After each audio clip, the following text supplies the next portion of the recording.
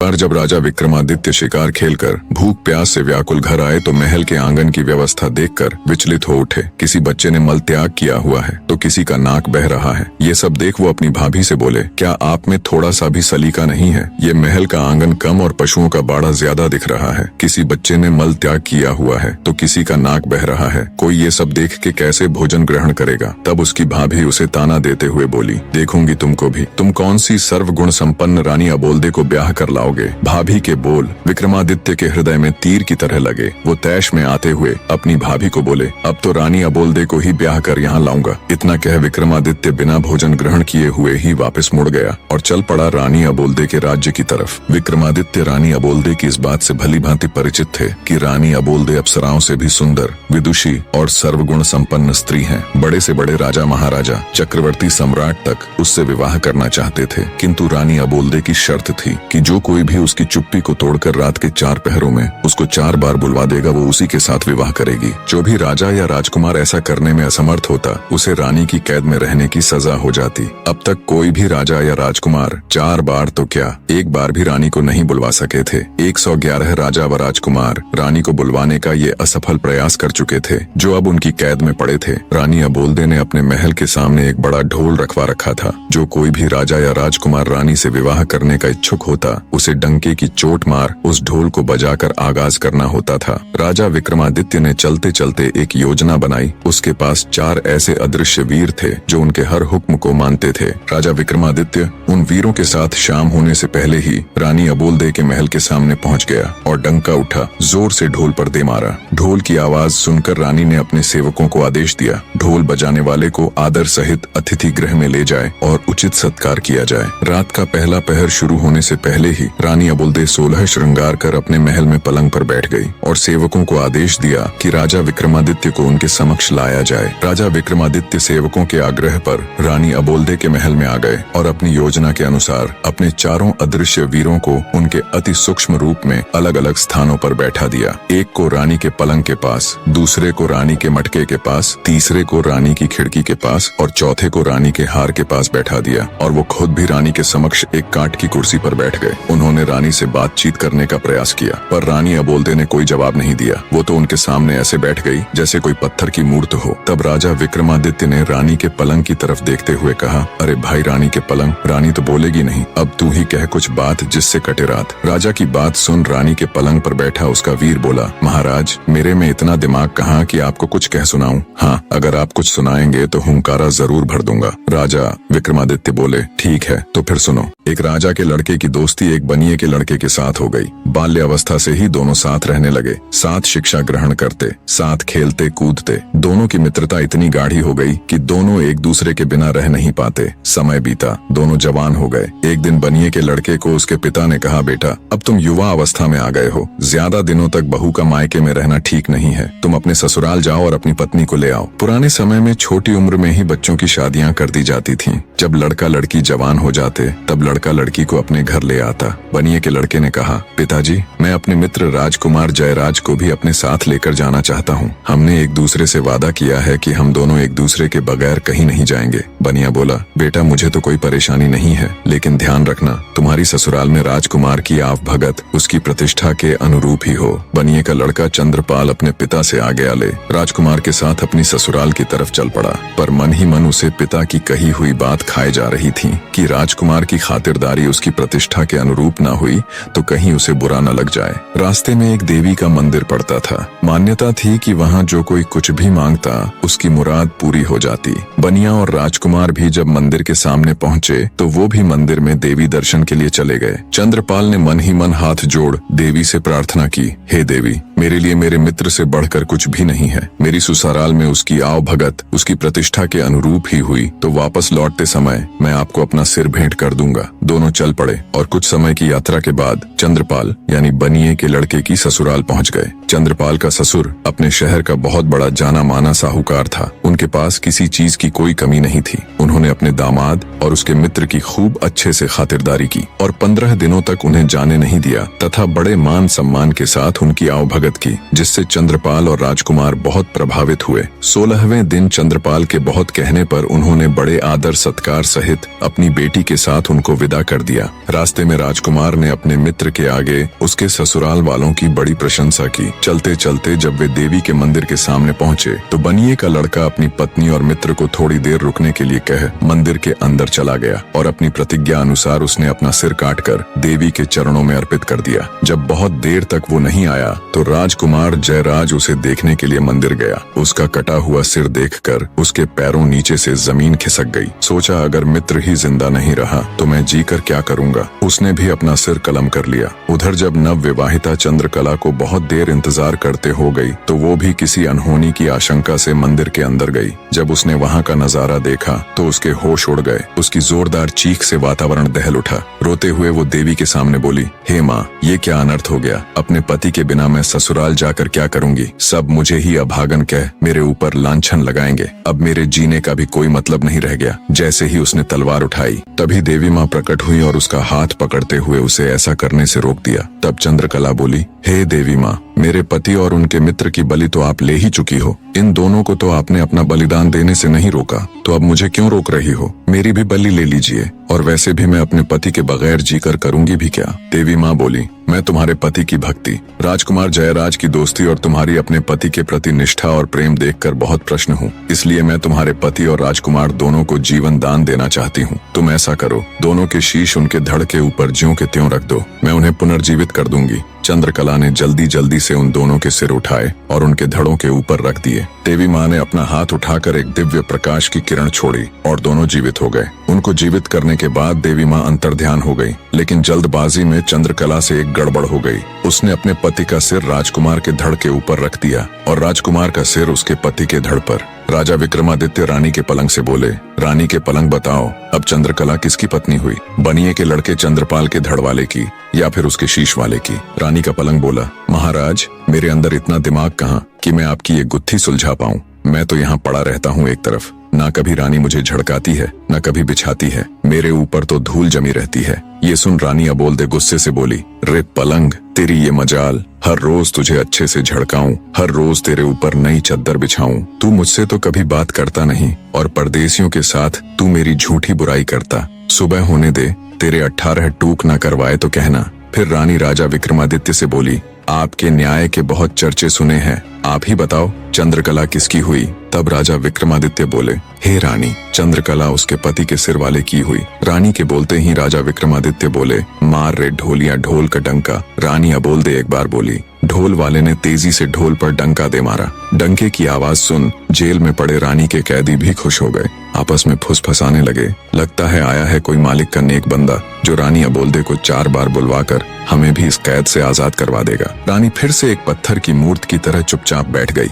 राजा विक्रमादित्य रानी के मटके के ऊपर रखे वीर से बोले, भाई रानी के मटके, रात का एक पहर तो रानी के पलंग ने कटवा दिया, अब तुम भी कुछ कह सुनाओ, ऐसे तो ये रात कटेगी नहीं। तब रानी के मटके के ऊपर रखा हुआ वीर बोला, महाराज, मेरे अंदर इतनी बुद्धि कहाँ कि मैं आपको कुछ कह सुनाऊं। हाँ, आप कुछ कहेंगे तो हुंकारा जरूर भर दूंगा। तब राजा विक्रमादित्य बोले, अगर ऐसी बात है तो सुनो फिर। बचपन में साथ खेलने कूदने वाले राजा और साहूकार के पुत्र में बहुत गहरी मित्रता थी। नादान उम्र में दोनों ने एक दूसरे से वादा किया, जिसकी शादी पहले होगी वो अपनी पत्नी को पहली ही रात दूसरे के पास भेजेगा। समय बीता, बात भी पुरानी हो गई, दोनों जवान हो गए। साहूकार ने अपने लड़के माधव का विवाह एक सुंदर, सुशील और सुयोग्य कन्या से कर दिया। सुहागरात वाली रात मोहिनी 16 श्रृंगार कर सुहाग सेज पर बैठी अपने पति का इंतजार कर रही थी। थोड़ी देर बाद उसका पति माधव मुंह लटकाए कमरे में आया और चुपचाप बैठ गया। पति को ऐसे मुंह लटकाए देख मोहिनी समझ गई जरूर कुछ बात है। बोली, क्या बात है नाथ, क्या आप मुझसे नाराज हैं? क्या मैं आपको पसंद नहीं हूँ? माधव बोला, नहीं प्रिय, ऐसी कोई बात नहीं है। मोहिनी बोली, फिर क्या बात है? क्या मेरे घर वालों ने लेन देन में कुछ कमी छोड़ दी या आपके परिवार वालों की अच्छे से आवभगत नहीं की? माधव बोला, नहीं नहीं, वो बात भी नहीं है। नव विवाहिता मोहिनी बोली, फिर ऐसी क्या बात है जो आप मुझे मुझे बताने में झिझक रहे हैं? मैंने आपसे विवाह किया है, मैं आपकी अर्धांगिनी हूँ, आपका सुख दुख अब मेरा भी है, इसलिए आप मुझे अपने मन की बात बता सकते हैं। सकुचाते हुए माधव धीरे से बोला, लड़कपन की नादानी में मैंने अपने मित्र राजकुंवर हर्षवर्धन को एक वचन दिया था जिसे मैं ना तो तोड़ सकता हूँ और ना ही निभा सकता हूँ। मोहिनी बोली कि ऐसा क्या वचन दिया है आपने, आप मुझे बता सकते हैं? माधव ने कहा कि वचन ही कुछ ऐसा है जिसे मैं तुम्हें बताने में भी झिझक रहा हूँ। मोहिनी बोली कि कैसा भी वचन हो आप मुझे निसंकोच बताइए, मैं भी आपका वचन निभाने में आपका पूरा साथ दूंगी। यदि इसके लिए मुझे अपनी जान भी देनी पड़े तो मैं हंसते हंसते दे दूंगी। माधव बोला कि हम दोनों मित्रों ने एक दूसरे को वचन दिया था कि जिसकी भी शादी पहले होगी वह अपनी सुहाग रात वाले दिन अपनी पत्नी को अपने मित्र के पास भेजेगा। अब यदि मैं वचन को तोड़ता हूँ तो दोस्त के साथ दगा होगा और निभाता हूँ तो तुम्हारी लाज जाती है, जिसको बचाने का मैंने तुम्हें वचन दिया है। मोहिनी सारी बात सुन कुछ देर सोच में पड़ गई, फिर बोली कि हे नाथ, आप किसी बात की चिंता मत कीजिए, आप बस मुझे आज्ञा दीजिए, मैं आपका वचन भी निभा लूंगी और अपना धर्म भी बचा लूंगी। अपनी पत्नी मोहिनी की बात से माधव के मन का बोझ कुछ हल्का हुआ। उसने मोहिनी को राजकुमार हर्षवर्धन के पास जाने की आज्ञा दे दी। मोहिनी 16 श्रृंगार किए हुए छम छम पायल बजाती राजकुंवर हर्षवर्धन के महल की तरफ चल पड़ी। रास्ते में कुछ चोर घात लगाए बैठे थे। जब उन्होंने गहनों से लदी हुई औरत आती दिखाई दी तो उनकी आंखें चमक उठी। उन्होंने लूटने के इरादे से मोहिनी को रोक लिया और उसे धमकाते हुए बोले,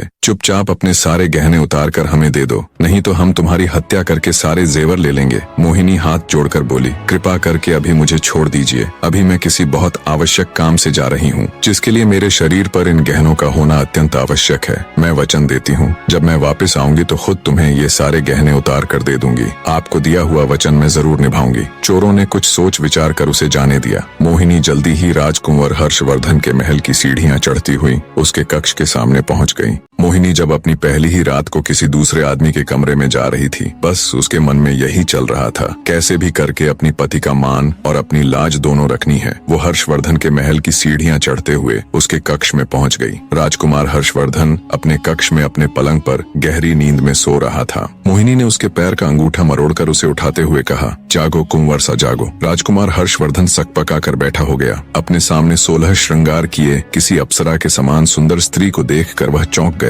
लगा जैसे कोई सपना देख रहा हो। आंखों को बार बार मला तो देखा, ये सपना नहीं बल्कि हकीकत है। सच में एक सुंदर नार उसके सामने खड़ी है। उसने बड़ी विनम्रता से पूछा, हे देवी, आप कौन हैं और कहां से आई हो? इस तरह रात्रि के इस वक्त मेरे शयन कक्ष में आने का आपका प्रयोजन क्या है? तब मोहिनी ने कहा, मैं आपके मित्र माधव की नव विवाहिता पत्नी मोहिनी हूँ और उनका दिया वचन निभाने आई हूँ। हर्षवर्धन बोला, वचन? कैसा वचन? मोहिनी बोली, आपके और आपके मित्र के मध्य लड़कपन में यह तय हुआ था कि जिसकी शादी पहले होगी वह सुहागरात वाले दिन अपनी पत्नी को अपने मित्र के पास भेजेगा। बस उसी वचन को निभाने के लिए आपके मित्र माधव की आज्ञा से मैं यहाँ आपके पास आई हूँ। सब सुन राजकुमार हर्षवर्धन एक बार के लिए तो बिल्कुल सन्न रह गया। जब ध्यान किया तो सब याद कर वो बहुत शर्मिंदा हुआ। उसने हाथ जोड़कर कहा, हे देवी, मुझे माफ कर दीजिए। वो तो हमने नादानी में एक दूसरे से वादा कर दिया था। यह कोई वचन नहीं बल्कि हमारी बचपन की नादानी थी। मेरे मित्र की पत्नी तो मेरी भाभी हुई और भाभी तो माँ या बहन के समान होती है। मैं अपने बचपन की नादानी पर बहुत शर्मिंदा हूँ। मैं आज से ही आपको अपनी धर्म की बहन बनाता हूँ। इतना कहकर राजकुंवर हर्षवर्धन ने मोहिनी को चुनरी और हीरे मोतियों से भरा हुआ थाल देकर उसी समय विदा कर दिया। मोहिनी वापस अपने घर की तरफ चल पड़ी। रास्ते में वही चोर उसका इंतजार कर रहे थे। उसकी पायल की आवाज सुनकर वे रुक गए कि कहीं वह अपने साथ सिपाहियों को तो नहीं लेकर आई है। जब उन्हें इस बात की तसल्ली हो गई कि वह अकेली ही है तो उन्होंने आपस में चर्चा करते हुए कहा, अरे भाई, यह औरत तो सच में अपने वचन की पक्की है। इतने में मोहिनी उनके पास पहुंच गई। उसने राजकुमार हर्षवर्धन का दिया हीरे मोतियों का थाल भी उन्हें देते हुए कहा कि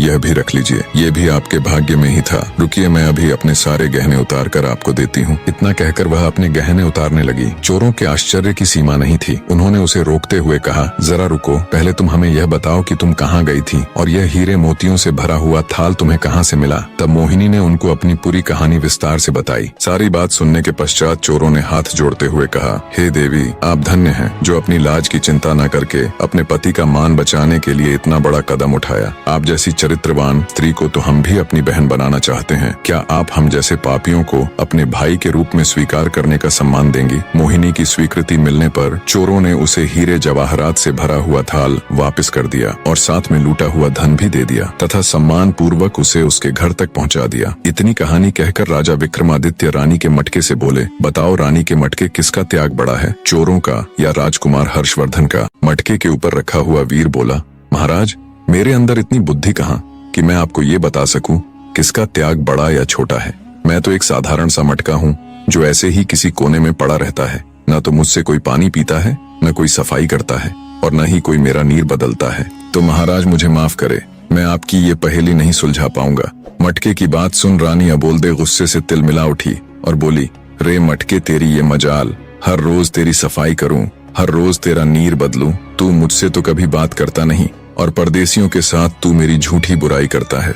सुबह होने दे, तेरे 18 टूक ना करवाए तो कहना। फिर रानी राजा विक्रमादित्य से बोली, आपके तो न्याय के बहुत चर्चे सुने हैं, आप ही बताओ किसका त्याग बड़ा है। विक्रमादित्य बोले, हे रानी, राजकुमार हर्षवर्धन तो एक राजा के पुत्र थे। उनके पास किसी चीज की कमी नहीं थी, न धन की न औरत की।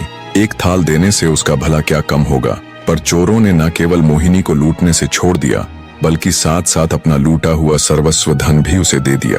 तो चोरों का त्याग राजकुमार हर्षवर्धन से बड़ा था। राजा विक्रमादित्य की बात से पूरी तरह सहमत हो रानी एक बार फिर से सतर्क होकर बैठ गई। राजा विक्रमादित्य ने मुस्कुराते हुए कहा, मार रे ढोलिया ढोल को डंका। रानी अबोलदे दूसरी बार बोली। ढोल वाले ने तेजी से ढोल पर डंका दे मारा। रात के दूसरे पहर में दूसरी बार डंके की आवाज सुन जेल में पड़े रानी के कैदियों की खुशी का कोई ठिकाना नहीं था। उन्हें पक्का विश्वास हो गया था कि जो भी नेक आदमी अब की बार रानी के समक्ष बैठा है, वो रानी को 4 बार बुलवा देगा और हमारी भी कैद छूट जाएगी। राजा विक्रमादित्य रानी की खिड़की के ऊपर रखे वीर से बोले कि हे रानी की खिड़की, रात के 2 पहर तो रानी के पलंग और मटके ने कटवा दिए, अब तुम भी कुछ कह सुनाओ, ऐसे तो ये रात कटेगी नहीं। तब रानी की खिड़की के ऊपर रखा हुआ वीर बोला, महाराज, मेरे अंदर इतनी बुद्धि कहाँ कि मैं आपको कुछ कह सुनाऊं। हाँ, आप कुछ कहेंगे तो हुंकारा जरूर भर दूंगा। तब राजा विक्रमादित्य बोले, अगर ऐसी बात है तो सुनो फिर। एक ठाकुर और एक साहूकार के लड़के में तगड़ी यारी थी। दोनों बाल्यावस्था से ही साथ रहे। दोनों का विवाह बचपन में ही हो चुका था, लेकिन पत्नी दोनों की अपने मायके में ही थी। जवान होने पर दोनों एक साथ अपनी अपनी पत्नी को लाने के लिए रवाना हुए। साहूकार के लड़के गंगाधर ने अपने साथ अपने नाई को भी ले लिया। काफी दूर तक साथ चलने के बाद वे एक ऐसी जगह पर पहुंच गए जहां से उन दोनों के ससुराल जाने का रास्ता अलग अलग था। साहूकार के लड़के गंगाधर और ठाकुर के लड़के विष्णुदत्त ने एक दूसरे को कहा, जो भी यहाँ पहले पहुंच गया वो दूसरे का इंतजार करेगा। इतना कह दोनों मित्रों ने एक दूसरे से विदाई ली। कुछ समय बाद ही गंगाधर अपने नाई के साथ अपनी ससुराल पहुंच गया। ससुराल वालों ने जब दामाद के साथ नाई को भी देखा तो एक बूढ़ी महिला ने बाकियों को सलाह दी कि इस नाई की भी अच्छी खातिरदारी करना। ये जब अपने गांव जाएगा तो हमारी तारीफ करेगा और हमारी बेटी का मान सम्मान बढ़ जाएगा। इसी सोच के साथ उन्होंने अपने दामाद से भी ज्यादा उस नाई के लड़के की खातिरदारी की। खाना खिलाना हो या बिस्तर लगाना हो या फिर पंखा लगाना, हर जगह उन्होंने पहले उस नाई के लड़के की पूछ की। ये बात गंगाधर को खटक गई। उसे अपना वर्चस्व कम होता दिखा तो उसने घर जाने की जल्दी मचा दी। 2-3 दिन के आदर सत्कार के बाद उसके ससुराल वालों ने उन्हें सम्मान पूर्वक घोड़ा गाड़ी देकर उनके साथ अपनी बेटी अंबिका को विदा कर दिया। रास्ते में नाई गंगाधर के ससुराल वालों की तारीफ करते हुए बोले जा रहा था कि उसके ससुराल वालों ने तो अपने दामाद से भी ज्यादा खातिरदारी मेरी की है। नाई की बातों ने आग में घी का काम किया। पहले से ही गुस्से से भरा पड़ा गंगाधर उसकी बात से और तुनक गया। उसने अपनी पत्नी और नाई को वहीं रास्ते में छोड़ दिया और खुद अकेला ही अपने घर की तरफ निकल पड़ा। उसकी नव विवाहिता पत्नी अंबिका बेचारी ठगी सी उसे देखती रह गई। गंगाधर के जाने के बाद नाई भी मौका देख अपने गांव की राह पकड़ गया। नव विवाहिता अंबिका पर तो जैसे दुखों का पहाड़ टूट पड़ा। दुखी हृदय के साथ उसने हिम्मत कर वापस घर जाने का फैसला किया और घोड़े गाड़ी को घर की तरफ मोड़ दिया। पर होनी को कुछ और ही मंजूर था। वो रास्ता भटक कर किसी अन्य नगर में पहुंच गई। नगर में घुसते ही एक मालिन का घर था। अंबिका ने उसे कुछ धन दिया और कुछ दिनों तक उसके साथ रहने के लिए उसे मना लिया। अंबिका मालिन के साथ उसके घर पर ही रहने लगी। वो मालिन वहाँ के राजा को फूलों की माला बनाकर पहुँचाया करती। अब अंबिका भी इस काम में उसकी मदद करने लगी। मालिन बगीचे से फूल चुन चुन कर लाती और अंबिका उनसे बहुत ही सुंदर और अलग तरह की मालाएं और गुलदस्ते बना देती, जिन्हें मालिन राजमहल तक पहुँचा देती। एक दिन राजा ने मालिन से पूछा कि आजकल तुम बहुत सुंदर और मनमोहक कारीगरी के गुलदस्ते और मालाएं बना बना कर लाती हो। इतनी सुंदर कारीगरी तो तुम नहीं कर सकती, तो ये गुलदस्ते और मालाएं कौन बनाता है? मालिन बोली कि महाराज, मेरे घर पर कुछ दिनों से एक स्त्री आकर ठहरी हुई है। वह बहुत ही गुणवान है। वही रोज इतने सुंदर गुलदस्ते और मालाएं बनाती है। मालिन की बात सुन राजा ने मन ही मन सोचा, जो इतनी सुंदर मालाएं और गुलदस्ते बनाती है वो खुद कितनी सुंदर होगी। ये बात मन में आते ही उसके अंदर वासना का खोट पैदा हो गया। 50 साल का वासना से लिप्त राजा मालिन से बोला, तुम अभी अपने घर जाओ और उस स्त्री को मेरे सामने हाजिर करो। मालिन अंबिका के पास गई और उसे राजा भानु प्रताप का हुक्म सुनाया। अंबिका ने ये कहते हुए मना कर दिया कि मेरा राजा के पास क्या काम, पर मालिन थोड़े ही न राजा के हुक्म को फेर सकती थी। वो कह सुनकर विनती करके अंबिका को राजमहल ले गई। जब राजा ने अंबिका के रूप और सौंदर्य को देखा तो वो उस पर मोहित हो गया। उसकी कोई भी रानी इतनी सुंदर और गुणवान नहीं थी। राजा ने तुरंत अंबिका को अपने महल में भिजवाने का हुक्म दे दिया। अंबिका ने विनती करते हुए राजा से कहा, हे राजन, आप तो इस नगर के मालिक हो, इस नाते से आप तो मेरे पिता के समान हुए, फिर आप मुझे अपने महल में कैसे रख सकते हैं? राजा भानु प्रताप बोला, तुम हमारे नगर की नहीं हो, इसीलिए हम तुम्हारे पिता नहीं हो सकते। तुम्हें हमारे महल में रहना ही पड़ेगा। जब बहुत समझाने पर भी राजा भानु प्रताप नहीं माना तो अंबिका ने कहा कि महाराज, मैं एक विवाहिता हूँ, मेरे पति ने मेरा त्याग कर दिया था। एक विवाहिता स्त्री के साथ रहने से आपको भी पाप लगेगा। आप मुझे 6 माह का समय दे दीजिए। यदि इस बीच मेरा पति मुझे लेने नहीं आया तो मैं अपने आप को अविवाहित ही समझूंगी और आपके महल में आ जाऊंगी। यह सुनकर राजा ने उसे 6 माह का समय दे तो दिया, लेकिन उसे नगर के बाहर एक एकांत महल में नजरबंद कर दिया। अंबिका रोज महल के झरोखे से मार्ग पर देखती रहती कि कभी कोई भूलने से ही उसके मायके या ससुराल से उस ओर आ जाए तो वह उसके साथ अपने हाल का संदेश भिजवा सके। उधर ठाकुर विष्णुदत्त अपनी पत्नी के साथ तय की हुई जगह पर अपने दोस्त का इंतजार कर रहा था। जब गंगाधर अपनी पत्नी का परित्याग करके अकेला ही उधर पहुंचा तो उसे अकेले आते देख विष्णुदत्त बोला, अरे मित्र, तुम अकेले कैसे चले आ रहे हो? मेरी भाभी को कहाँ छोड़ आए? तब गंगाधर ने उसे सारा वाक्य कह सुनाया। सब सुन गुस्से से विष्णुदत्त उसे धिक्कारते हुए बोला, धिक्कार है मित्र, किसी और के अपराध का दंड तुमने अपनी निर्दोष पत्नी को दे दिया। यदि उसके घर वालों ने तुम्हारे नाई की खातिर तुमसे ज्यादा कर दी तो इसमें भाभी का क्या दोष था? इतनी सी बात पर क्या कोई अपनी पत्नी को छोड़ देता है? हमें अभी वापस चलकर भाभी को ले आना चाहिए। गंगाधर ने विष्णुदत्त की बात मान ली। विष्णुदत्त ने अपनी पत्नी को पास ही एक गांव में ठहरा दिया और स्वयं गंगाधर के साथ उसकी पत्नी अंबिका को लाने के लिए निकल पड़ा।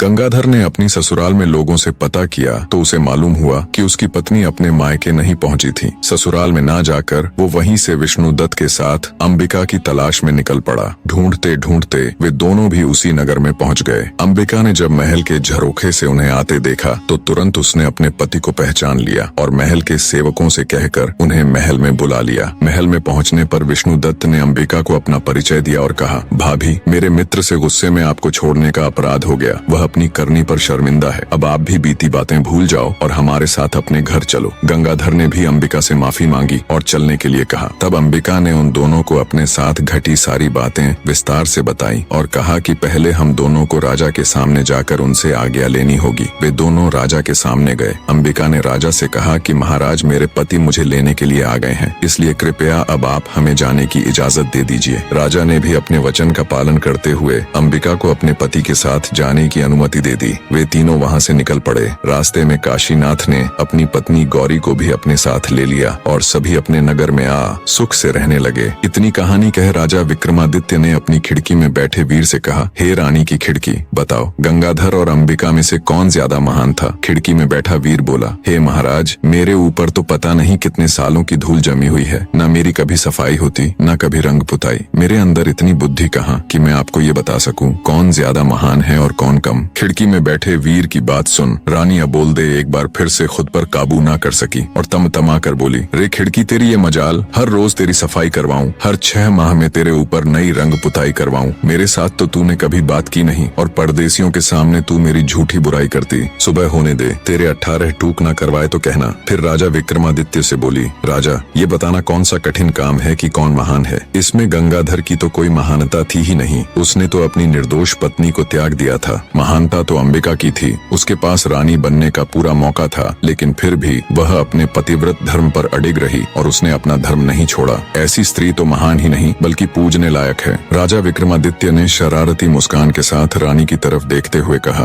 आपने बिल्कुल सही कहा रानी, मैं तो आपका कायल हो गया। फिर राजा विक्रमादित्य ने ढोल वाले से कहा, मार रे ढोलिया ढोल को डंका। रानी अबोलदे तीसरी बार बोली। ढोल वाले ने तेजी से ढोल पर डंका दे मारा। तीसरे डंके की आवाज सुन रानी की कैद में पड़े कैदी खुशी से नाचने गाने लगे। उन्हें पूरा यकीन हो चला था कि उनकी आजादी के बीच अब बस एक पहर और है। इधर रानी अबोल्दे भी अब की बार पूरी सजग होके बैठ गई। उसने मन में निश्चय कर लिया कि अब चाहे कुछ भी हो जाए वो चौथी बार नहीं बोलेगी। विक्रमादित्य बोले, भाई रानी के हार, रात के 3 पहर तो बड़े आराम से कट गए, अब तू भी कुछ सुना जिससे ये आखिरी पहर भी कट जाए। रानी का हार बोला, महाराज मेरे अंदर इतनी बुद्धि नहीं कि मैं आपको कुछ कह सुनाऊं। हाँ, हुंकारा जरूर भर लूंगा। राजा बोला, ठीक है। 4 दोस्त थे, उनमें एक ब्राह्मण, एक खाती, एक दर्जी और एक सुनार था। एक दिन चारों सलाह मशवरा कर धन कमाने के लिए परदेश चल पड़े। चलते चलते जब शाम हो गई तो वो सब एक जगह ठहर गए। उन्होंने रात को वहीं रुकने का फैसला किया। तय हुआ कि इलाका सुनसान होने के कारण रात के 4 पहरों में बारी बारी सब पहरा देंगे। सबसे पहले पहरा देने का नंबर आया खाती के लड़के का। तीनों सो गए और वो पहरा देने के लिए बैठ गया। बैठे बैठे उसे पास में पड़ा एक बड़ा सा लकड़ी का टुकड़ा दिखाई दिया। सोचा क्यों ना कुछ कारिस्तानी की जाए, नींद भी दूर हो जाएगी। उसने अपने औजार निकाले और उस बड़े से लकड़ी के टुकड़े को संवारने लगा। रात का पहला पहर खत्म होते होते उसने उस लकड़ी के टुकड़े को तराश कर एक सुंदर स्त्री का पुतला बना खड़ा कर दिया और दर्जी के लड़के को उठाकर खुद सो गया। जब दर्जी का लड़का बैठकर पहरेदारी करने लगा तभी उसे प्रतीत हुआ कि सामने कोई खड़ा हुआ है। पास जाकर देखा तो एक काठ का पुतला है। पुतले को देख मन ही मन खुद से कहा, क्या खूब कारीगरी की है खाती के लड़के ने, पर मैं भी किसी से कम नहीं। उसने भी अपने सामान से वस्त्र और सुई धागा निकाला और लग गया। रात का दूसरा पहर खत्म होते होते उसने एक सुंदर सी वेशभूषा बना उस स्त्री के पुतले को वो पोशाक और चूड़ियां पहना दी। अब पहरेदारी की बारी थी सुनार के लड़के की, तो वो उसे जगाकर सो गया। नींद तोड़ने के लिए सुनार ने ठंडे पानी से मुंह धोया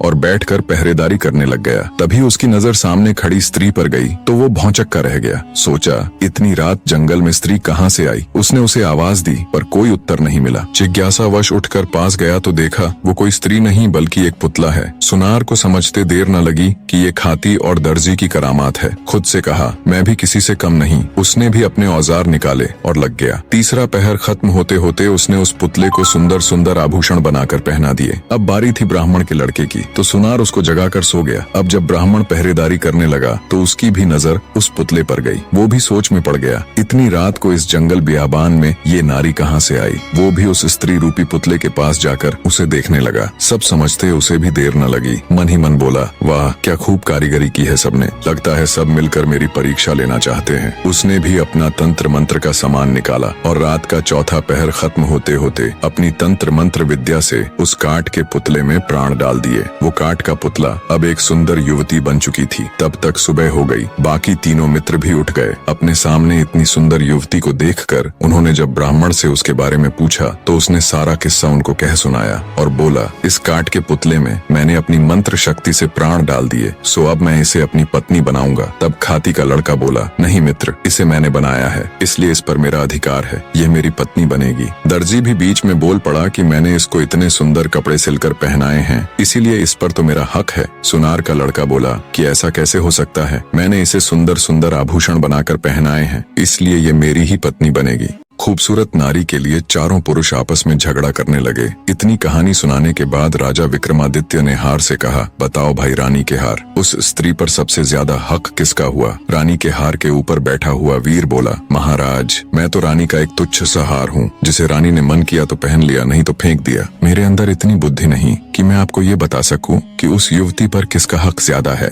हार पर बैठे वीर की बात सुन रानी अबोल्दे को गुस्सा तो बहुत आया, पर वो अपने गुस्से को पी गई और कुछ भी न बोली। जब विक्रमादित्य ने देखा कि रानी तो कुछ बोली ही नहीं और रात का चौथा पहर खत्म होने में बस कुछ ही समय बाकी है, कुछ सोचते हुए वे बोले, सुनो रानी के हार, उस युवती पर सबसे ज्यादा हक उस ब्राह्मण के लड़के का है जिसने उस पुतले में प्राण डालकर उसे जीवित किया। राजा की बात सुन रानी के हार पर बैठा वीर तुरंत बोल पड़ा, क्या बात है राजन, क्या खूब न्याय किया है, आपकी तो जय जयकार होनी चाहिए। हार में बैठा वीर बोला, बोलो राजा विक्रमादित्य की जय। बाकी के तीनों वीर भी राजा विक्रमादित्य की जय जयकार करने लगे। राजा विक्रमादित्य की जय, वाह क्या न्याय किया है। इतना सुनते ही गुस्से को दबाए बैठी रानी अबोल्दे फट पड़ी और बोली, इस गलत न्याय पर कैसी जय जयकार। राजा विक्रमादित्य तुम तो बड़े न्याय प्रिय बने फिरते हो, लानत है तुम्हारे ऐसे न्याय पर। पता नहीं तुम्हारा ये न्याय कैसे इस जग में प्रसिद्ध हो गया। ये न्याय पूरी तरह से धर्म विरुद्ध है। आगे रानी अबोल्दे बोली,